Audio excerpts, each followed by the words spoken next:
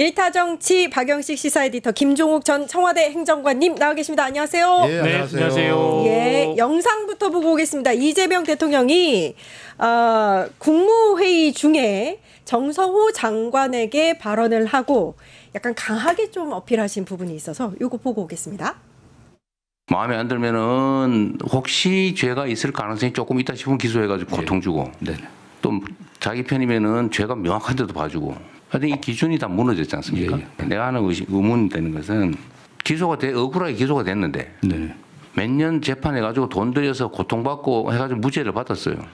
검찰이 아무 이유 없이 항소를 해요. 그래서 또 막 한참 동안 돈 들여가지고 고생을 해요. 또 무죄를 받았어요.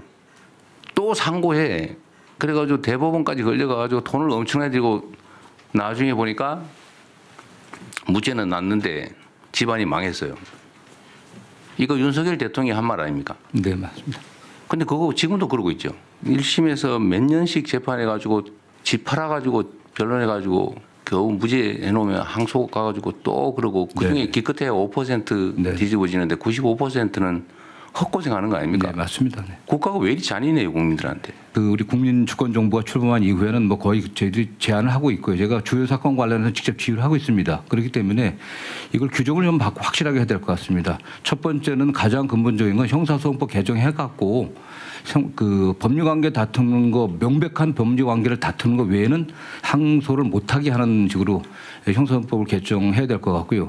1차적으로 현실 가능한 것은 대검 관련 사무 예규들을 일단 바꿔야 됩니다.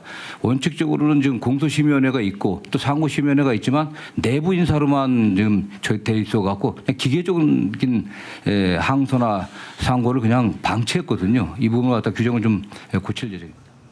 검사들이 되지도 않는 걸로 기소해서 국민에게 고통을 준다. 범인 10명을 놓쳐도 억울한 1명을 안 만드는 게 기본 원칙이다. 이렇게 강조를 하셨습니다. 에디터님 어떻게 보셨어요?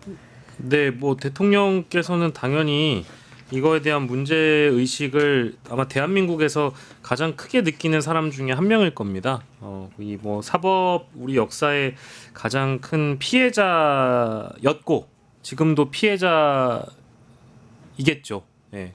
이게 또 언젠가는 현재 기소돼서 재판을 받고 있는 사건이 언젠가 재개될지 모르는 그런 부담이 있는 상황에서 이런 비판을 하는 것은 당연하다고 보는데 그 개인적인 어떤 그 리스크에 대한 부분을 우리가 차치하고 얘기하다고 하더라도 이 검찰에서 사건을 맡아서 무리한 기소 이후에 과도한 수사와 무리한 기소 이후에 재판 과정에서도 만약에 무죄가 나온다고 하더라도 유죄가 나올 때까지 계속적으로 항소하고 상고하는 이런 절차들에 대한 기계적인 부분들 이거는 이제 당연히 비판을 할 수밖에 없는 대통령으로서 비판을 하시는 거니까요. 개인적인 문제를 떠나서요. 첫 번째가 그런 것이고 그리고 저 언급 말고도 의심스러울 때는 이제 피고인에게 유리하게 해야 한다라는 이제 뭐 변호사분들께서 늘 원칙적으로 무죄 추정의 원칙을 표현할 때 하는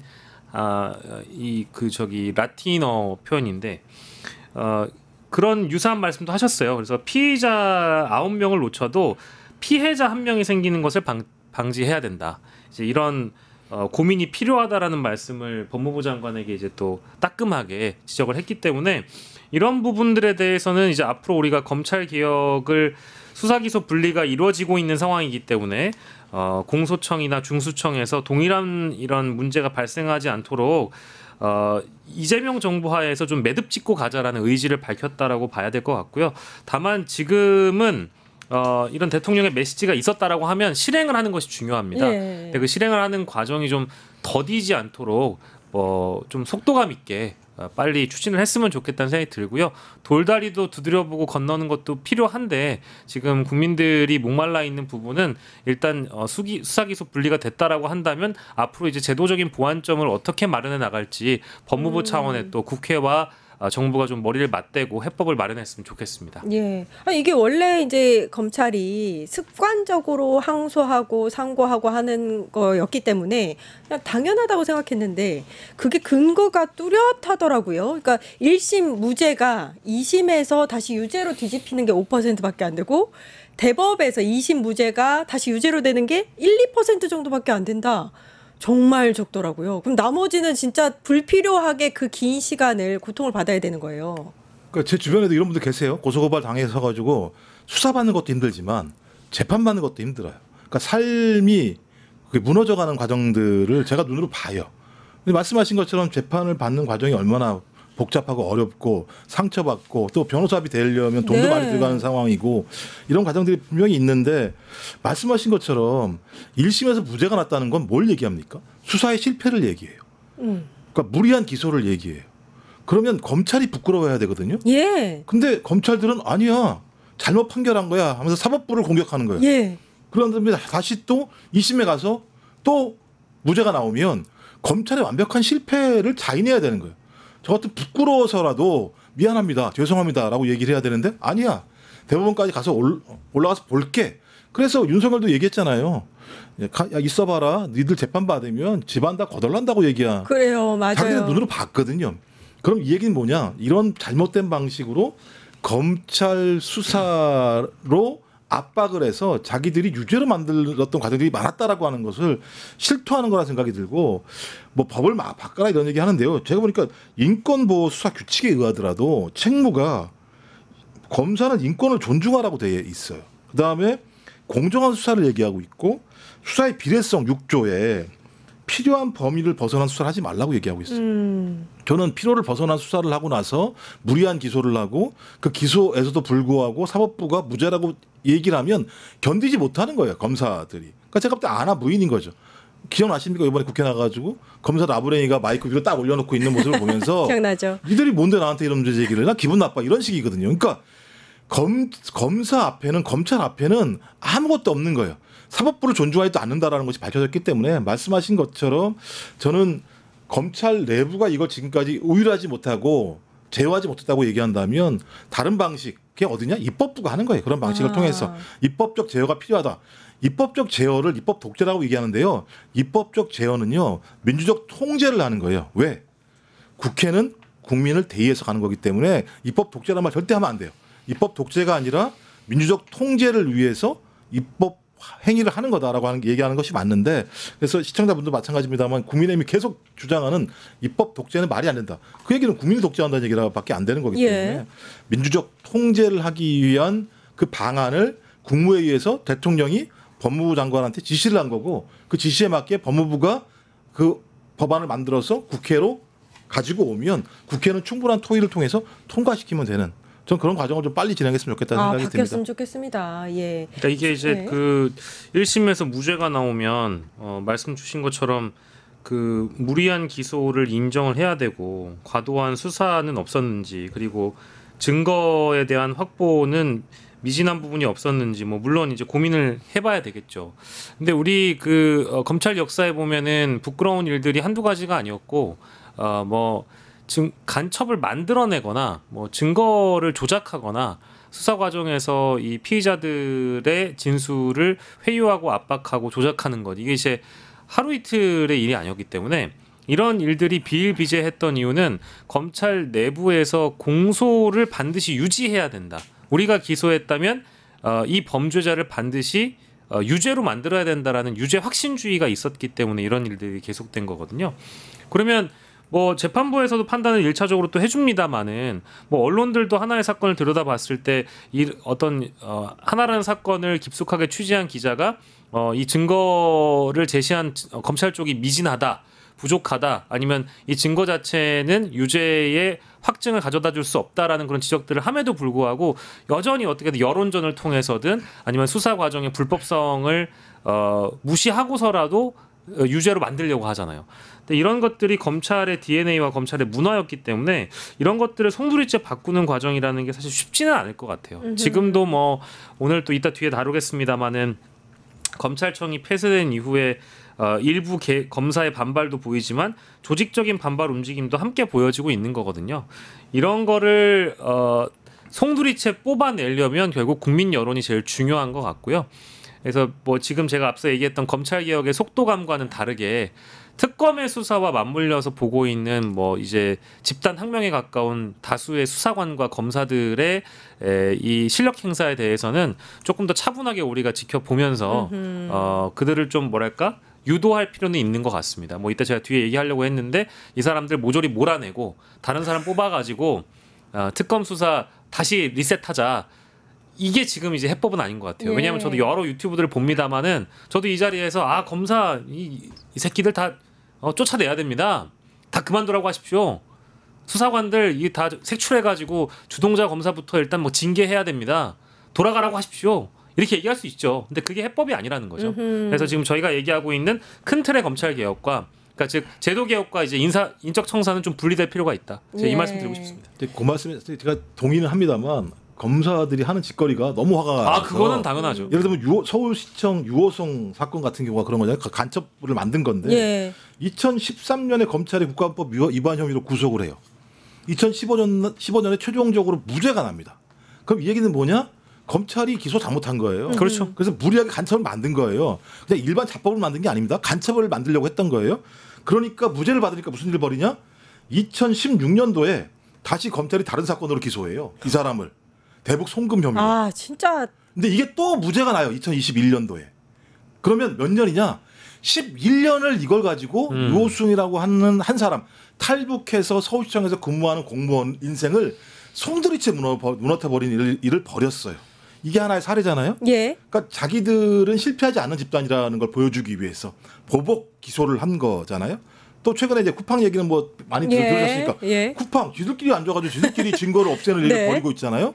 그다음에 지금 이재명 대통령 본인의 입으로 얘기했었습니다만 태장동 사건, 대북 송금 사건 보면 완전히 검찰이 진술을 번복시키게 만든 일들을 벌여서 정적을 제거하려고 한 사건들이잖아요. 이 사건이 최근 10몇 년 동안 벌어진 사건이에요. 그러면 이런 일이 벌어지게 되면 스스로 자정을 할 수 있는 능력이 있어야 돼요. 맞아요. 우리가 검찰을 봐주려면 자정하고 교정해내면 그래 니네들은 자정도 하고 교정도 하니까 그래 실수할 수는 있어. 근데 안 해요. 안 해요. 말씀하신 것처럼 집단 항명까지 하려고 그래요. 제가 볼 때는 이 정도 집단이라고 한다면 저는 진짜 국민적인 의율, 국민적인 규제, 국민적인 압박이 필요하다. 그래서 말씀하신 대책은 뒤에 논의할지 모르겠습니다만 저는 용서가 안 돼요. 이 집단에 대해서. 너무 화가 납니다. 네. 아니 아까 여론이 중요하다고도 말씀을 하셨는데 국힘도 그러면 안 돼요. 장동혁 대표가 그거 관련해서 대통령 구하려고 모든 시스템을 망가뜨리고 있다 뭐 이렇게 얘기하고 있거든요. 그러니까 이것도 정치적으로 활용을 하고 있는 건데 그거 영상 보고 와서 다시 얘기 나누겠습니다. 두 번째 질문 이어서 드립니다. 연장선에서 이재명 대통령이 국무회의에서 1심 무죄, 2심 유죄를 뒤집는 게 타당하냐, 이거 운수 아니냐라고 말했는데 여기에 대해서 어떻게 생각하십니까? 박수를 쳐드려야겠네. 저는 이런 신박한 상상력에 박수를 보낼 수밖에 없을 것 같습니다. 결국 지금 공직선거법 사건이 2심에서 무죄 났는데 대법원 가서 유죄로 바뀌지 않았습니까? 이게 대법원 가면 다시 100% 유죄가 될 것이 뻔하지 않습니까? 그러니 어떻게든 항소심에서 무죄 만들고 상고 못하게 만들겠다는 거 아니겠습니까? 그리고 지금 나머지 4개 재판도 3중 ABS 장착하겠다는 거 아니겠습니까? 1심에서 무죄 나면 운 좋게 무죄 나면 항소 못하게 하고 1심에서 유죄 나도 항소심에서 무죄 나면 상고 못하게 하고 그도 안 되면 대법원 가서 대법관 증원해서 거기에서 무죄 만들고 어쨌든 3중 ABS 장착하고 배임죄 없애서 듀얼 에어백 장착하고 그다음에 대법관 관련해서 증언하고 대법원장 내쫓고 그래서 방탄 유리까지 장착하고 지금 뭐 이재명 한 사람을 위해서 사법부 전체를 대표가 되니까 안 좋네요. 욕을 할 수가 없어서 사법부 전체를 무너뜨리려 하고 있습니다. 그 일환의 하나인데 정말 저는 발상 자체가 신박합니다. 사법부 시스템이든 국가는 어떻게 망가지든 이재명 한 사람 구할 수 있으면 기존의 대한민국의 모든 사법 시스템을 망가뜨리겠다라고 하는 것인데 저는 그냥 대표가 돼서 욕은 못하고 신박한 발상에 박수를 보냅니다. 신박하다 뭐 이렇게 얘기를 했는데 저는 저렇게 나올 줄 알았어요. 국무회의 보고 있을 때 국힘이 저렇게 딴지 걸 줄 알았어요. 아무리 통계를 들이대고 국민이 이렇게 고통을 받고 있다 이렇게 얘기해도 그건 안중에 없습니다. 요거 가지고 어떻게 또 이재명을 괴롭힐까 이 생각만 하는 국민의힘이기 때문에 딱 저렇게 나올 줄 알았어요. 그러니까 기승전 이재명 이거는 지금 국민의힘이 지난 몇 년간 해왔던 전략이고 예. 앞으로도 5년간 할 전략이어서 저런 장면은 계속 연출될 거니까 굳이 뭐 이렇게 이 영상 너무 열받지 말까요? 네, 너무 열받으시 예. 않으셔도 될 것 같고 이게 이제 마치 재방송처럼 느껴질 정도로 어디 장외 집회 때도 그렇고 이제 뭐 국회 뭐 최고위원 회의에서도 그렇고 번번이 이제 이런 이야기가 나올 건데요. 굳이 또 시간을 들여서 반박을 하자면 저는 이제 대통령으로 당선된 순간 개인 이재명과 대통령 이재명은 구분해서 좀 볼 필요가 있다라고 예. 생각을 합니다. 그러니까 대통령의 입에서 나오는 것들이 뭐 물론 기성 언론에서 이재명 대통령의 지금 중단되어 있는 사건들을 가지고 어쨌든 지금 피고인 아니냐 이렇게 규정하면서 그런 논조를 가지고 사설에서 비판도 할 수 있다고 저도 보고요. 뭐 언론이 늘 그래 왔으니까. 그리고 또 야당도 늘 기승전 이재명을 해왔기 때문에 앞으로도 이런 방식으로 비판을 할 건데 제가 문제의식을 갖고 있는 경우에는 아까 우리가 말씀드렸던 무죄 추정의 원칙이라는 것 그리고 더 나아가서는 억울한 피해자를 만들지 말아야 된다라는 것 그리고 이 무도한 검찰 권력이 우리 사회를 얼마나 어지럽히고 뭐 어떤 피해자를 구제하기보다는 억울한 피해자들을 더 많이 양산해내면서 사실상의 자신들의 야욕을 드러내며 정치 검찰화됐다라는 거. 예. 이제 이 지점이 문제였기 때문에 이거를 도려내자라고 대통령이 의제를 던진 거잖아요. 그렇죠. 그렇게 바라봐야 되는데 또 제가 이렇게 얘기하면 반대쪽에서는 그럴 겁니다. 그럼 왜 윤석열도 무죄 추정 원칙을 적용해야지?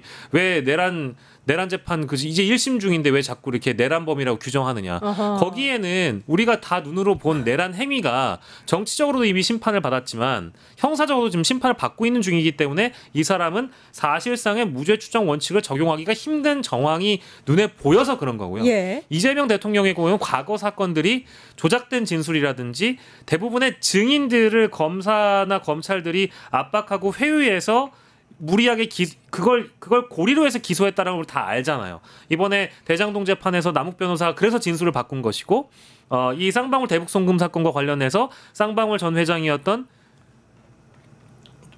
김성태. 예, 김성태 회장이 또 진술을 바꿨다라는 예, 것이고 예. 이제 그런 것들을 본다라고 하면 무죄 추정의 원칙을 누구에게 적용해야 돼야 하는 건지는 국민들께서 판단하실 겁니다. 근데 이제는 뭐 공식석상에서 대통령이 한마디만 하면 기승전 이재명으로 가는 거. 이런 이제 그 못된 습관이나 버릇은 진짜? 지금 야당 국민의힘이 골몰할 필요는 없을 텐데 뭐 싸울 수단이 없으니 무조건 대통령을 때리는 게 방식이겠죠. 네. 돌림 노래처럼 앞으로 계속 그럴 겁니다. 못된 습관이라고 하셨는데 딱 맞는 표현인 것 같습니다. 그렇죠. 못된 습관이 있어야죠. 장동혁 대표는 좀 이상한 것 같아요. 이상한 것 같아요. 아니, 대표가 아니면 욕해도 돼요?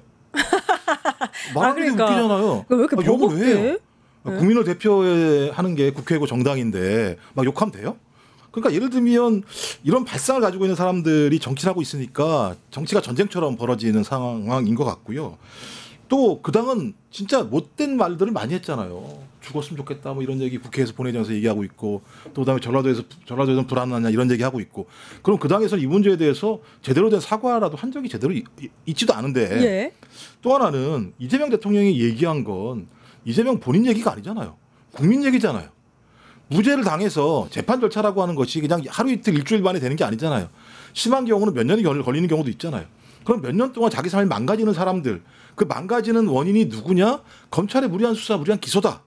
그런 일들에 대해서 스스로 자정해야 되는 거 아니냐? 안 그러면 무죄 받은 사람의 삶이 망가지는 거 아니냐? 돈 없는 사람, 백 없는 사람들은 그러면 그렇게 살아도 되는 것이냐? 이 문제 제기를 했더니 갑자기 또 아까 말씀하신 것처럼 이재명 자기 때문에 하는 거 아니야? 이런 식의 문제 제기를 하고 있는 거예요. 진짜. 그러면 이들은 뭘 위해 정치를 하는가? 장동혁은 뭘 위해 정치를 하는가? 라고 하는 설명을 전혀 못하고 있는 거고 또 국민의힘 아까 남욱 얘기했잖아요. 남욱이 뭐라 그랬습니까? 검사가 얘기하라는 대로 얘기했습니다. 왜 그럴 때 아무 얘기 안 해요? 그다음에 대북 송금 문제, 진술 세미나, 연어 파티 지금 확인되고 있잖아요. 왜 얘기 안 해요? 전 저런 식의 선택적 방식으로 국민들을 극단으로 분리해서 싸움을 붙이는 정치. 그러니까 진짜 정당은 해산되면 안 되는 거거든요. 민주주의를 위해서라도. 예. 근데 저 당은 해산시키고 싶어요. 진짜. 저렇게 해대니까. 빨리 좀 해산했으면 좋겠어요. 짜증나 죽겠어요. 그냥. 네. 짜증나는 찌찌뽕. 소식이 또 하나 있는데 단독으로 경향신문이 나온 건데요. 권성동 오늘 구속적부심이 있었지 않습니까? 5분 동안 최후 진술을 했는데 차명폰 관련해서 아마 발언을 했나 봐요. 차명폰 사용에 오해 소지가 있지만 증거 인멸과는 관련이 없다라고 말한 것으로 확인이 됐습니다. 오늘 2시 10분부터 있었는데요. 예. 아마 최후 발언을 한 걸로 봐서는 마무리가 된 것 같습니다. 예. 아니 근데 이제 차명폰은 다들 아시는 것처럼 타인 명의로 개통한 폰을 차명폰이라고 합니다. 그리고 그 실제 본인이 내가 누군가와 소통을 할 거라고 하면 내 전화기로 하면 되는 거잖아요. 네. 근데 뭐 보좌관의 명의로 된 전화기를 자신의 차 안에 두고 있다가 압색해서 걸렸다라는 거 아니에요?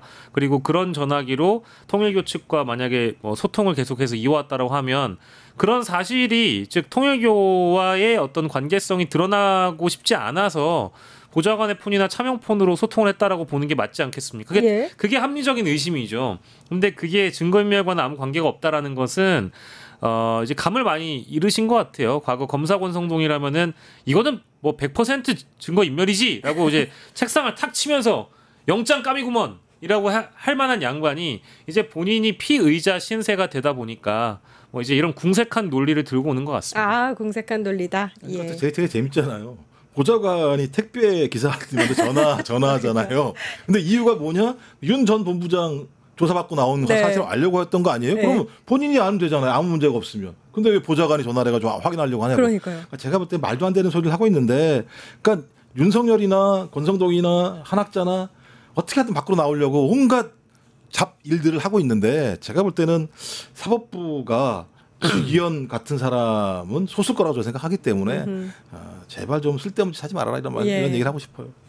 아무튼 뭐 풀려날 일은 없을 것 같고, 소문에는 홍거실에 있다가 한 대 얻어맞고 독방울 갔다 뭐 이런 얘기도 있던데.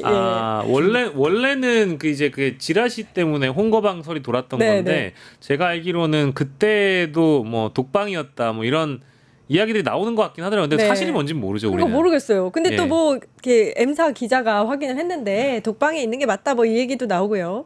아무튼 뭐 나오실 일은 없을 것 같습니다. 오늘 또 이제 나들이 하신 걸로 하시죠. 예. 유튜브 구독하고 실시간 채팅과 댓글을 남기시면 매일매일 7,000TTCO를 드립니다.